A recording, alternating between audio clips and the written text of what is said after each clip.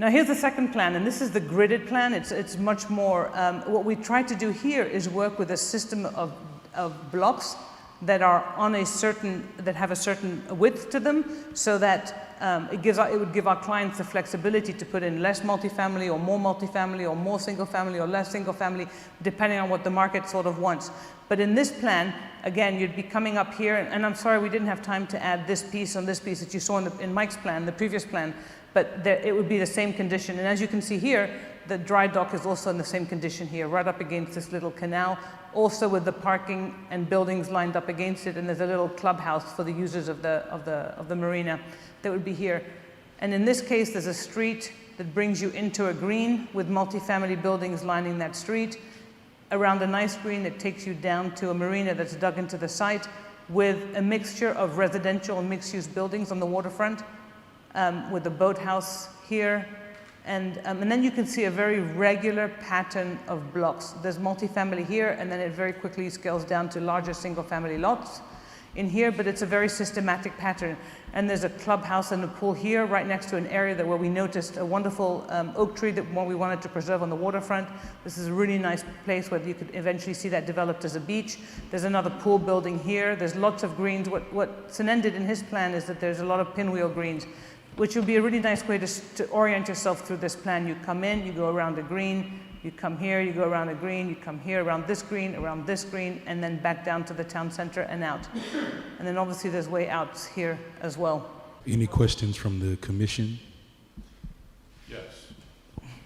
So I'm glad you had two plans, because I'll be honest with you, I was getting, I like the second plan better. And I don't know if you guys seen our past commission meetings, you probably understand why, because the industrial area, in my opinion, I'm just going to be straight up with you, I can't speak for the other commissioners, but I think it needs to stay industrial. But if you look at where that road goes behind the places right there. Do you want to point? Well, sure. It's the top. Yeah, that's the pointer. All right, this road right here. Mm-hmm. I would recommend, I don't know if you already you haven't said it this way, but when they come into these houses, that they don't access them from this road, because with these industrial businesses, to me, it becomes a safety thing there. But the other question I had was the FSU property. Have you guys reached out to them to see if that would be available to you guys? I'll let Scott answer that question. We have, and really the conversation is what are their intentions with it, sharing with the planning that we're doing and how we can coordinate it. And so it's still early. We're also talking with other owners that we're adjacent to, sharing the same information. No one so far has given us any definitive answers, but it's more of us telling them this is the direction that we're going, and if they have any type of idea or concept, how can we integrate it into it, or at least be aware of it so we can, be thoughtful in what's in any of the design that's going to be up against their parcels. All right. Have you talked to the industrial businesses? We have started it, especially some of the immediate neighbors we have, and even shared this with them before we had today. One thing to your question about FSU. Could you use Since the we microphone? don't know what's happening here, we always want to be good neighbors, right?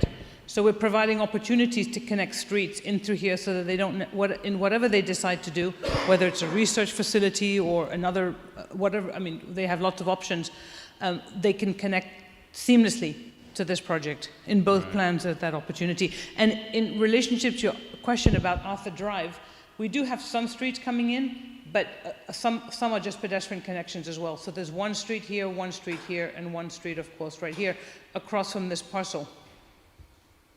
And we would want to continue. So if you don't allow any entrances off Arthur Drive, people will just continue speeding along it. And we have heard from some folks that they worry about children on this. Mm-hmm. So the way to tame traffic here a little bit is to allow for one or two cuts into it. But the traffic engineers will tell us that, right, as they study this. All right, additional questions from the commission? I'd just like to say I like the first design better. Well, there you go. Thank you for equalizing it, because we don't want it to go to the heads of our designers too much. No, I think it's a great presentation, and asking this. I know this is not something you guys were involved with, but what really concerns me about this is there's a history of this land in the industrial park. There was I think it was about 81, 82 acres that was given to Blue Water Development, or Blue Water Properties. And it was owned by the Airport Authority at the time. And, you know, the Airport Authority, they don't have to put it up for bid, and they can sell it to someone for less than someone else, because the whole idea was to bring in businesses. And my concern is because they've had that property since about 2005, or I think that was agreed by the Airport Authority back in 2005. So it's about 16, 17 years ago, and normally they sell it to someone with the intention that they're going to do something with it. And nothing was done with it in the 16, 17 years. So I started looking into it, and there's a name that keeps popping up to me. Chris Hines, does that name ring a bell? Yes. I'd really like to talk to him to find out what happened with that. Because I feel like, because with industrial property, I've said this multiple times, or industrial businesses, there's a lot more net revenue that comes in than versus residential property. And that's why the industrial park I'm passionate about the industrial park, because I want to keep it in the industrial park. And I understand that there's a lot of land that's unusable right now. That doesn't mean it can't change in the future if someone really wants to bring something in. But I'll give you another, for instance, down the road here in Southport, they're wanting to build this cement factory thing that's got silos, and the problem with that is they got like industrial areas that's totally surrounded with residential, or most of it's surrounded by residential. So we got to be very careful with that, because then you're going to run into problems. I think you brought it up when we were talking about the Dr. Albibi property, that, you know, loud noises and safety and health and things like that. So that's where I'm coming. I just want to be straight up. No, I understand. But I want to tell you a couple of things that, from our standpoint. So, and this is personal to us, I think, but cities around the world are recognizing the fact that devoting waterfront space to industrial uses, unless you're on a rail line or something, is not the most productive way to do it. And we recognize very well that industry is an important component of development here, because it brings jobs and all of that. But what most cities around the country are doing are working actively to allow, at tremendous cost, of course, to allow for those industrial areas to transition gradually. The good news is that there's very few industrial uses these days other than the heavy industrial that can't be integrated with commerce and can't be integrated with multifamily. And there's a lot of light industrial uses that are perfectly well suited to this area. And by the way, they're allowed to do nearly 500,000 square feet of commerce on the site if they wanted.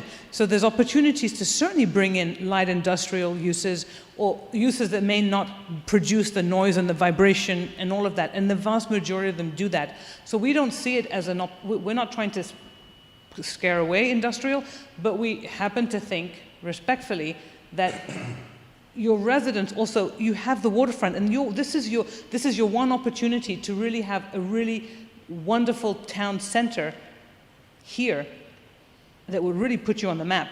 And to turn it over to industrial I think would be a shame. And where there are other sites that may be more appropriate for it. I'm not pushing for the old, I don't know if you're misunderstanding me, the old field depot. I'm good with that. Oh, I see. That's my personal opinion. Got I'm it. talking the industrial park. Oh, yeah. This one that's down north to the south. Yes. Those two areas. Yeah. There, that's my worry.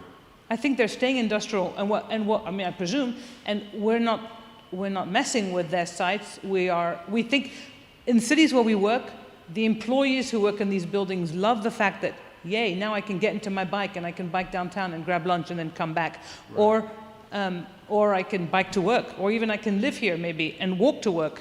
So there are those opportunities too. And industrial property owners we work with are always telling, like hospitals, they're looking to embed themselves in the downtown, surround themselves with residential, so that their employees can be, if they want, closer to the jobs.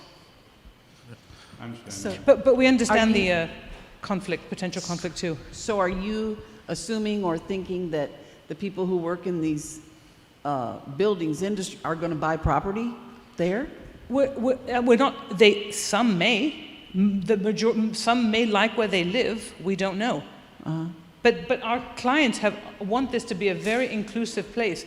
This is for everyone, and because I showed you a whole variety of different building types, I don't see why they wouldn't. I mean, all I can tell you is our experience where we work elsewhere. There are always those who, and especially, by the way, the young millennials, right? If they can be closer to work, they will be.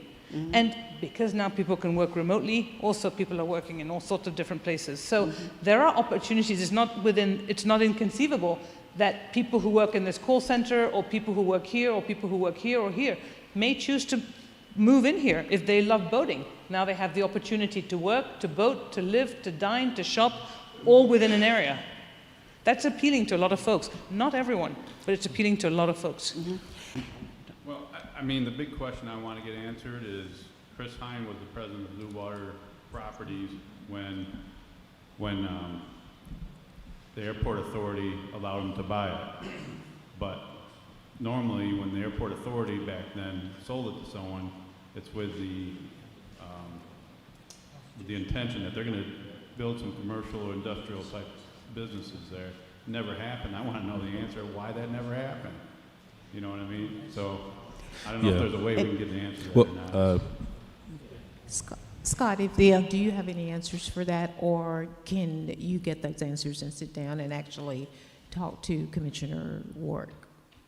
Yeah, I think getting you a history of, and what was the intentions back in 2005, that was the date that it was acquired, and then from those intentions, what, obviously 2008 and 2009, I'm sure had an impact to it with the economic downturn, but walk through a kind of more of a chronological history from the acquisition to where we are today, and how did we get here?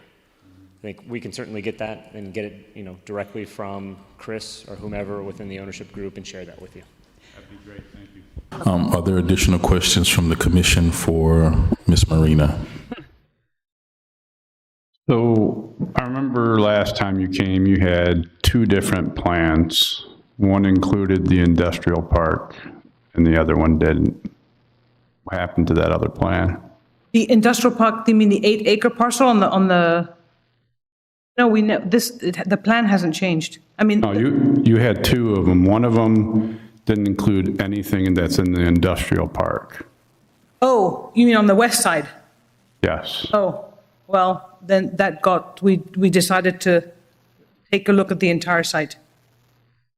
The housing that you do have in the industrial, does that match what the ULDC says as far as the density of it? Because you can only do high density residential housing in industrial. Well, so we're suggesting to change that to allow for single family. It doesn't meet that currently. No, it doesn't meet that currently, you're right. But that's one of the changes in the code that if I were to pull it up. Okay. We're suggesting to add single family housing there too. It just seems more appropriate on the western end. Thank you. Where it's industrial, currently multifamily is allowed. As I mentioned in my little bit of a presentation, we can change things that are in the code, but what we can't do is change things that are in the comp plan. And the type of housing that's allowed in industrial is set out in the comp plan, and it's multifamily. So if we wanted to allow single family in the industrial, that would actually have to go to the state. What they'd have to do is change that from industrial.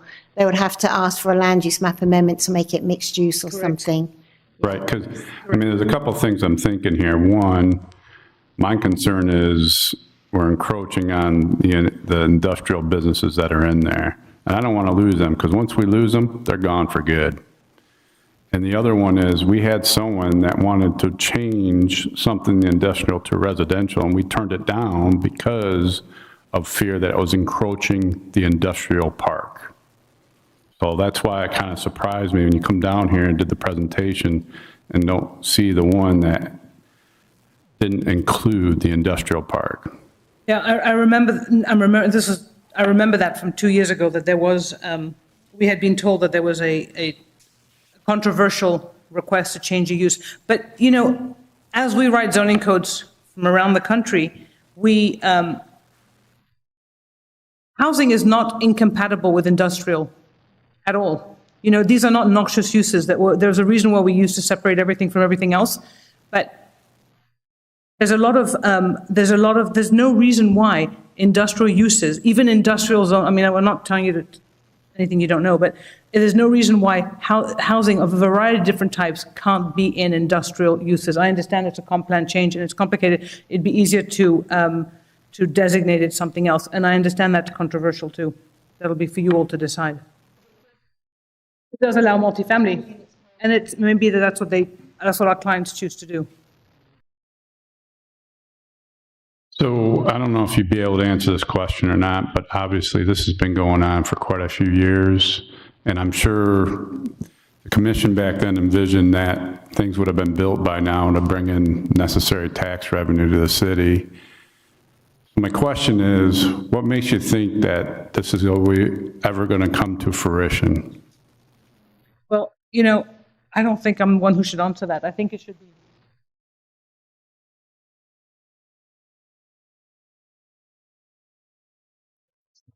The developers. Thanks for having us tonight.